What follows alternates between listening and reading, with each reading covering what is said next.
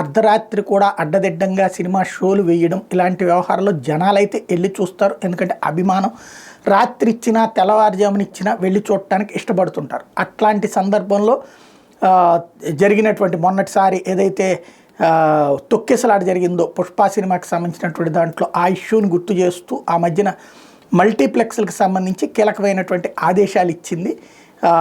ఇది మల్టీప్లెక్స్లని కాదు, టోటల్గా థియేటర్లలో రాత్రిపూట్ల 10 తర్వాత 9 తర్వాత జరిగే షోస్కి పిల్లల్ని 16 ఏళ్లలోపు వాళ్ళని అలౌ చేయడానికి వీల్లేదు. ఇట్లాంటి తొక్కిసలాట్లు అది ప్లస్ వాళ్ళ జీవితం కూడా దెబ్బతింటది అన్నటువంటిది కోర్టు ఇచ్చినటువంటి ఆదేశం.